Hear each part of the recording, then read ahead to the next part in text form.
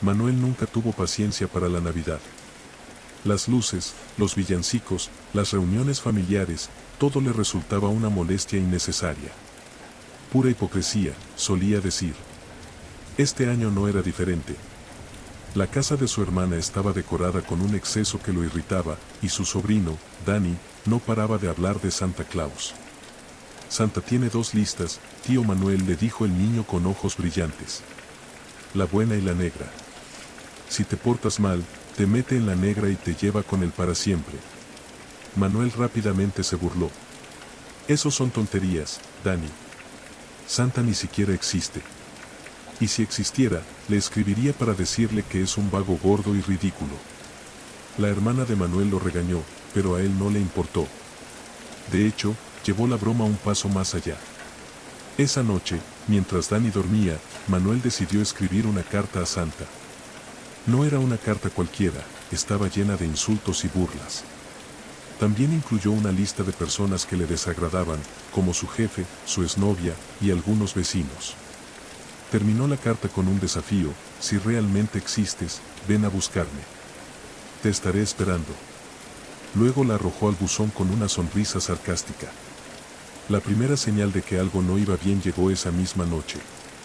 Manuel despertó de un sueño intranquilo al escuchar un sonido extraño, campanillas, pero no festivas. Eran lentas, profundas, como si estuvieran oxidadas. Miró por la ventana y su corazón dio un vuelco. Frente a su casa, bajo la luz de una farola, había un trineo. Pero no era el trineo de Santa de las postales navideñas. Estaba hecho de madera negra, con adornos de huesos tallados, y las criaturas que lo tiraban no eran renos. Eran bestias enormes, con cuernos retorcidos y ojos rojos que parecían brillar en la oscuridad. Una sombra descendió del trineo. Era alta, grotesca, y llevaba un saco sobre el hombro que goteaba algo oscuro. Manuel retrocedió, cerró las cortinas y trató de convencerse de que era un sueño. Al día siguiente, Manuel despertó intentando olvidar lo sucedido. Pero cuando encendió la televisión, las noticias locales hablaron de algo perturbador: su jefe, don Ramón, había desaparecido. La policía solo encontró una escena extraña en su casa: las puertas y ventanas estaban bloqueadas desde adentro, pero sobre la mesa había un pequeño paquete envuelto en papel rojo. Dentro del paquete, encontraron un trozo de carbón y un mechón de cabello. Manuel sintió un escalofrío al recordar que había puesto el nombre de don Ramón en su carta. Durante los siguientes días, los nombres de su lista comenzaron a desaparecer uno por uno. Su exnovia no llegó a casa del trabajo, y sus vecinos, los García, fueron hallados en su jardín, con huellas extrañas alrededor que parecían pertenecer a pezuñas gigantes. Cada vez que alguien desaparecía, un paquete envuelto en papel rojo aparecía en la puerta de Manuel. Dentro de cada caja había algo relacionado con las víctimas: un anillo, un reloj, un diente. Manuel intentó quemar las cajas, pero no lo logró. Incluso trató de irse del pueblo, pero cada vez que lo intentaba, las campanillas oxidadas sonaban y un viento helado lo obligaba a regresar. Finalmente, la noche de Navidad, Manuel recibió un paquete en su propia puerta. Era más grande que los anteriores, envuelto en el mismo papel rojo. Con manos temblorosas, lo abrió. Dentro había un espejo de marco negro. Cuando lo levantó, un mensaje apareció escrito en vapor sobre el cristal: tú serás el último regalo. Detrás de su reflejo, pudo ver la sombra alta y grotesca acercándose, con las campanillas resonando cada vez más fuerte. Antes de que pudiera gritar, la habitación se oscureció, y el aire se llenó con el olor de cenizas y cera quemada. Al día siguiente, los vecinos notaron que la casa de Manuel estaba vacía. Nadie lo volvió a ver. Frente a su puerta, encontraron un último paquete. Esta vez, nadie tuvo el valor de abrirlo.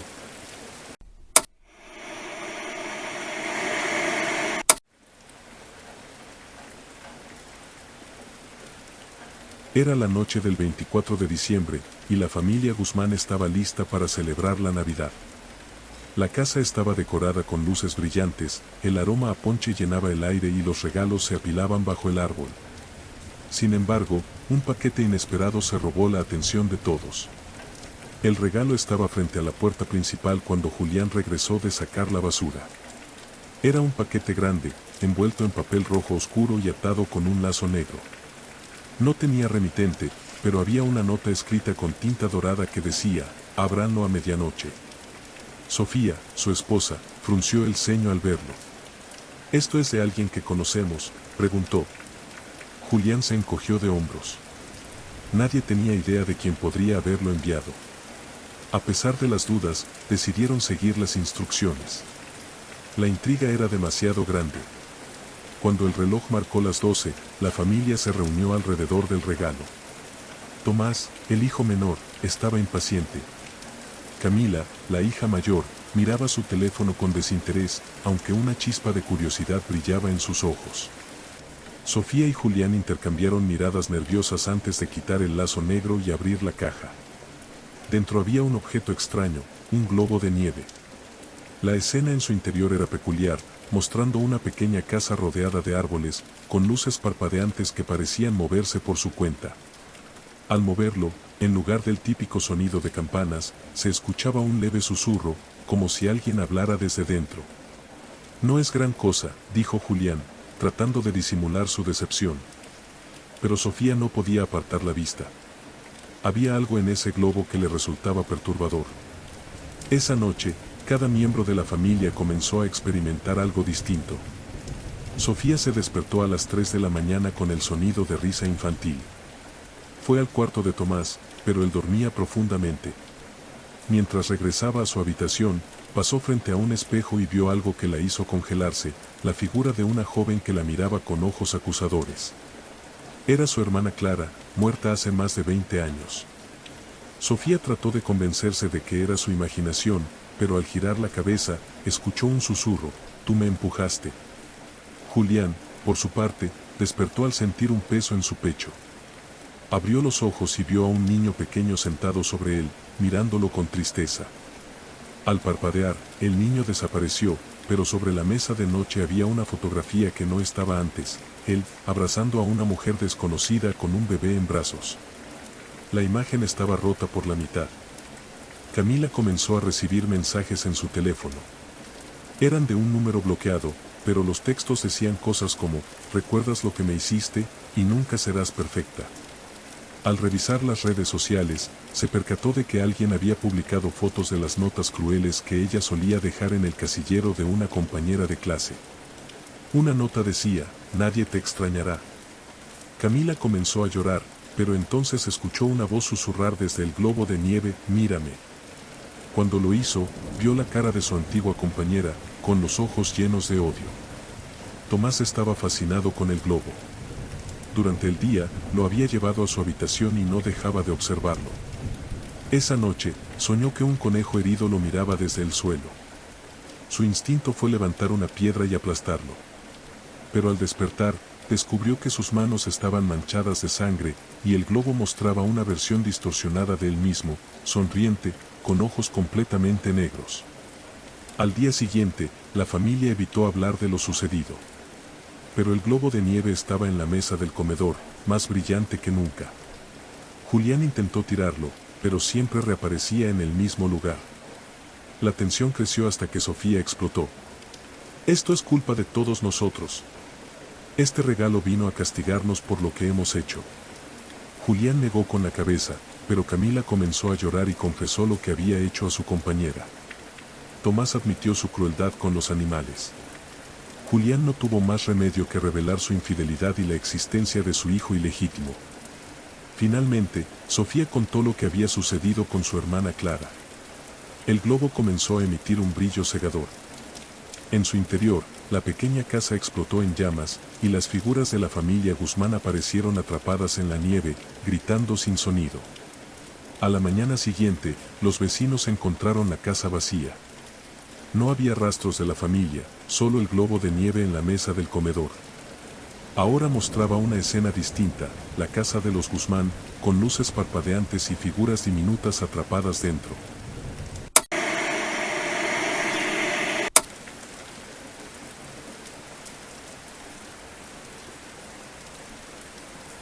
Los Fletcher eran famosos en el vecindario por su obsesión con la Navidad. Cada diciembre, su casa se convertía en un espectáculo de luces que atraía a visitantes de toda la ciudad. Eleanor Fletcher, la matriarca, era la mente maestra tras las decoraciones, siempre buscando superar el despliegue del año anterior. Este año, había encontrado algo especial, un juego de luces descrito como único en el mundo en una subasta online. Aunque la descripción era escueta y las imágenes borrosas, algo en ellas la había atraído de manera irresistible. Las luces llegaron en una caja vieja y desgastada, envueltas en un olor extraño, a moho y metal oxidado. Eleanor no le dio importancia, estaba demasiado emocionada por probarlas. Las instaló frente a la casa, conectándolas al resto de su despliegue. Esa noche, cuando las encendió por primera vez, el vecindario entero quedó sin palabras. Las luces emitían un brillo hipnótico, como si no solo iluminaran el exterior de la casa, sino también el aire mismo a su alrededor. Algunos vecinos juraron que podían ver las luces moverse, como si respiraran. Pero lo más extraño ocurrió al final de la noche. Eleanor, exhausta, fue a desconectarlas, solo para descubrir que seguían encendidas. Revisó los cables y comprobó el enchufe, pero todo parecía normal. Probó apagar las luces desde el interruptor principal de la casa, pero nada funcionó. Las luces parpadeaban con un ritmo extraño, como si estuvieran vivas. Eleanor, frustrada, decidió dejarlas y lidiar con el problema al día siguiente. A partir de entonces, las cosas empezaron a cambiar. Durante las noches, los Fletcher comenzaron a escuchar susurros dentro de la casa, siempre en los momentos más silenciosos. Al principio pensaron que eran los vecinos admirando las luces desde afuera, pero pronto los susurros se volvieron más claros, demasiado cercanos. «Gracias por dejarnos entrar», decían, en un murmullo que parecía emanar de las paredes. El hijo menor, Danny, fue el primero en notarlo. Una noche, mientras jugaba frente a la ventana, vio algo reflejado en el vidrio, una figura oscura, de pie bajo las luces, observando la casa. Corrió a avisar a sus padres, pero cuando estos miraron, no había nada. Aún así, Eleanor empezó a notar sombras donde no debería haberlas. Una silueta al pie de las escaleras, un movimiento fugaz al final del pasillo. Un viernes por la noche, el esposo de Eleanor, Richard, decidió investigar las luces. Estaba convencido de que eran algún tipo de tecnología defectuosa. Subió a la escalera para revisar los cables, pero al tocarlas, sintió un escalofrío recorrer su cuerpo. Por un instante, juró escuchar un grito ahogado proveniente del interior de las bombillas. Bajó tambaleándose, pálido, y le dijo a Eleanor que debían quitar esas luces de inmediato. Eleanor, sin embargo, estaba fascinada. Aunque los extraños eventos la perturbaban, no podía negar que algo la mantenía atada a esas luces. Cada noche, se sentaba frente a la ventana a observarlas, hipnotizada por su resplandor. Fue entonces cuando comenzó a notar patrones en el parpadeo, como si formaran mensajes. Una noche, los Flashes deletrearon una frase inequívoca: uno más para nosotros. A medida que los días pasaban, los Fletcher comenzaron a enfermar. Danny desarrolló una fiebre inexplicable, Richard sufría pesadillas constantes, y Eleanor se encontraba cada vez más exhausta. Finalmente, Richard decidió tomar cartas en el asunto y cortar las luces con una pinza. Esa noche, mientras todos dormían, algo despertó a Danny. Una luz intensa llenó su habitación, y en el centro de ella, vio a una figura humanoide, su rostro deformado por sombras y destellos. «Ven con nosotros», le dijo, extendiéndole una mano luminosa. Cuando Eleanor y Richard se levantaron al oír el grito de Danny, lo encontraron frente a la ventana, pálido, señalando hacia el jardín. Las luces habían crecido, extendiéndose como ramas que abrazaban la casa. Ahora, las sombras no solo estaban dentro, también rondaban afuera, moviéndose entre los destellos. Fue entonces cuando Eleanor comprendió: las luces no eran decorativas. Eran un portal, una invitación para algo mucho más antiguo y oscuro que la Navidad. La familia decidió huir esa misma noche, pero al abrir la puerta, se encontraron con una barrera luminosa que les impidió salir. Las luces parpadearon de nuevo, y una voz grave y coral resonó: «Ya son nuestros». El vecindario despertó al día siguiente con un silencio abrumador. La casa de los Fletcher seguía iluminada, pero la familia había desaparecido. Las luces permanecieron encendidas durante semanas, hasta que un día, sin previo aviso, se apagaron por completo. La casa quedó vacía, pero algunos vecinos aseguran que, en noches silenciosas, pueden ver un tenue resplandor y escuchar susurros que parecen venir desde las paredes. Gracias por dejarnos entrar.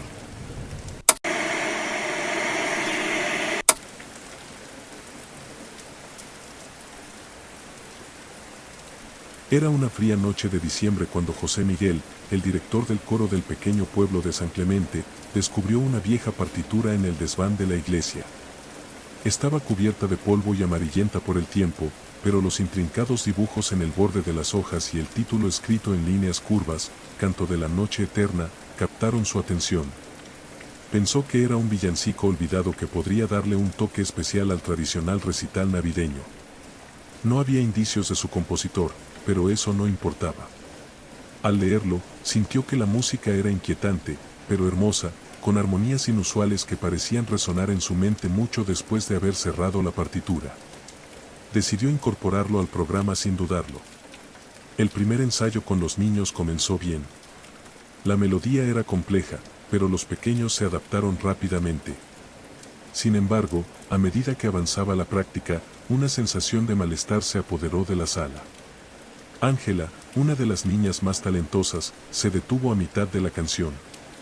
No quiero seguir cantando esto, dijo, con el rostro pálido. Siento que alguien me está mirando. José Miguel sonrió con nerviosismo y trató de tranquilizarla.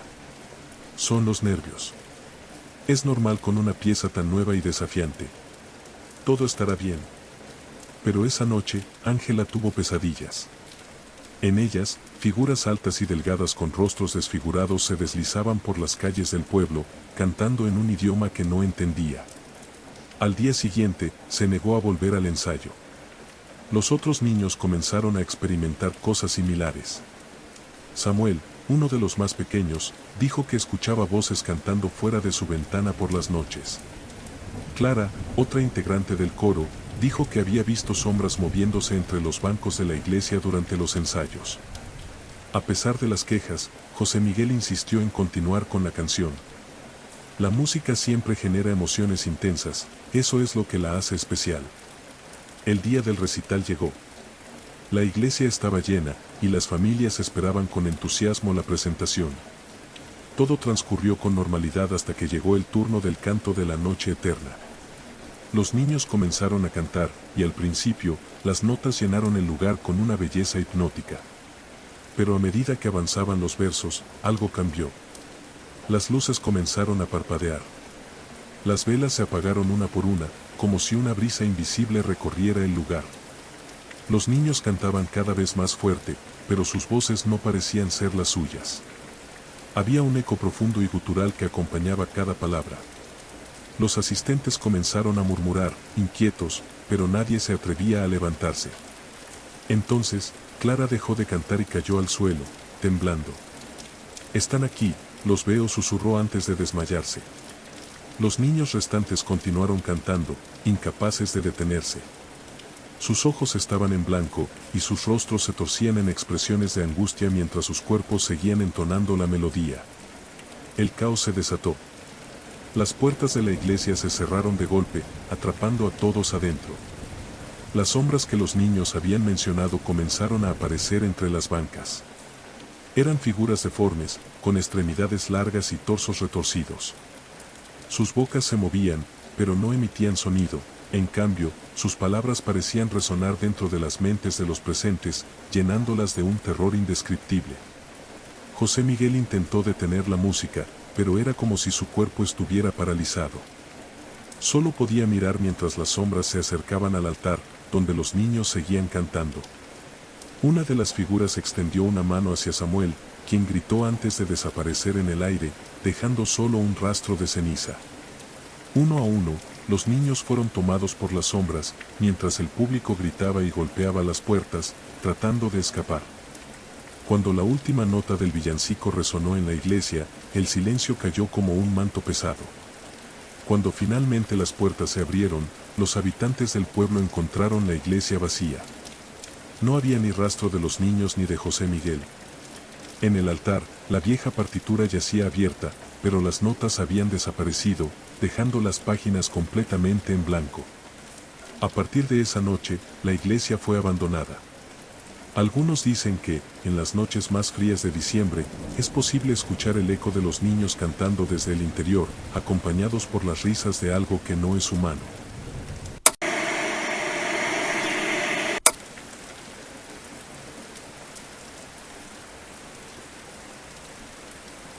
El pueblo de Greifenberg, rodeado por montañas nevadas y bosques oscuros, tenía una tradición que los habitantes más jóvenes solían considerar ridícula. Cada 5 de diciembre, los ancianos colgaban ramas de abeto y espinas en sus puertas, murmurando oraciones en un dialecto casi olvidado. Es para mantenerlo alejado, decían con gravedad. Krampus nunca olvida. Clara, madre soltera de Sophie, de 7 años, no creía en supersticiones. Desde que se mudó al pueblo tras un amargo divorcio, había intentado construir una vida nueva para ambas. Sin embargo, en las semanas previas a Navidad, notó un cambio en Sophie.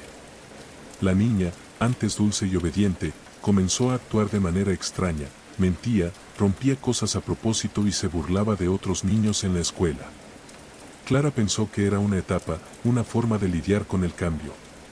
Si sigues portándote mal, Krampus vendrá por ti, le dijo un día la vecina mayor, la señora Gruber. Sophie se limitó a reír, pero Clara sintió un escalofrío al escuchar esas palabras. La noche del 5 de diciembre, una tormenta de nieve azotó el pueblo. Clara acostó a Sophie temprano, pero no lograba dormir. Desde la ventana de su habitación, observó las luces de las farolas parpadear, como si algo las perturbara. Fue entonces cuando escuchó el sonido, campanadas lejanas, mezcladas con lo que parecían ser gruñidos profundos.